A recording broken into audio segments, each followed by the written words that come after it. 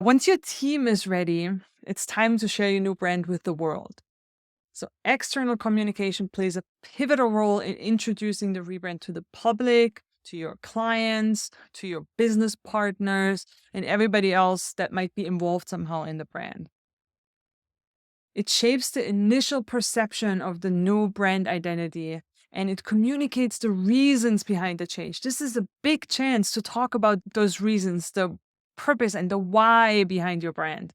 It's always a little bit hard to throw that in there in your normal everyday communications, but the new brand launch is a great time to talk about your vision and your purpose and all those things, because it will help them to understand and to accept that new brand. It's not just a random, oh yeah, we have a new logo kind of thing. There's actually reasoning behind it. There's a reason why you did this. And this new clarity, you want to share that with everybody else that's involved.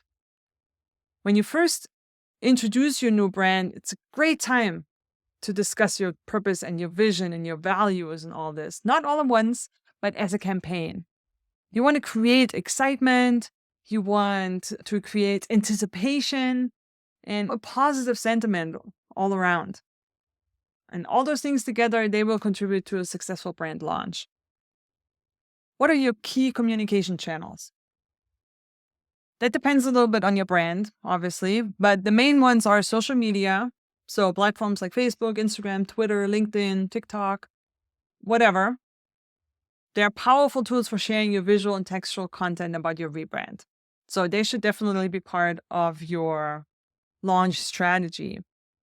If your audience doesn't hang out on social media, then you need to change and involve different communication channels. That really depends on your brand and your audience. You want to have some press releases, probably. Formal announcement to your local media outlets. They can really help you get the accurate information about the rebrand out there and to a wider audience. It's a great way to get the community to talk about what's going on. Maybe you'll find somebody to post about it in the local newspaper, on a local TV station, just make a big deal out of it, especially if you're planning a launch event. So if there's like some event going on, like an open house for launching a new brand, that'd be great. Definitely do a press release and invite the media to get some people talking about it. Obviously, website updates. You have to update your website, especially if your visual brand identity changed a lot. So it might not be enough to just switch out the logos and the colors or the fonts. You might actually have to create an entirely new website with a different branding and different messaging. There's a blog post on our website by Clay Mosley from Dripify about how to preserve your SEO when updating your website.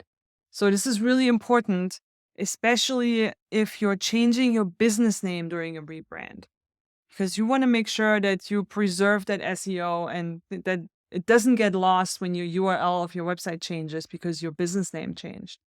And then obviously email campaigns, email newsletters and updates, they reach directly your existing audience, so letting them know what's happening, why it's happening. So they won't be surprised next time they come into your office. They might think you went out of business or something. It's a whole new place, right? Plus, it might be a great way to reactivate some of those clients that haven't been in a while. Consistency is key. You know this already. In all your brand launch communications, use your new brand strategy to stay on brand. Use a consistent tagline, use your core messages, and use your visual elements across all communication channels to avoid confusion.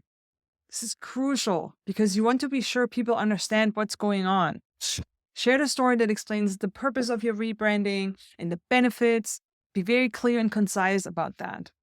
People don't want to be confused. Confused people don't buy, right? We want them to understand why it's happening, what's happening, and that you're still the same. You haven't changed. You're just more clear about who you are and what you're communicating. So use the same tone of voice across all the channels. Practice your brand's personality and the values. It's a great way to practice it. Refine it, and then you get used to it over time.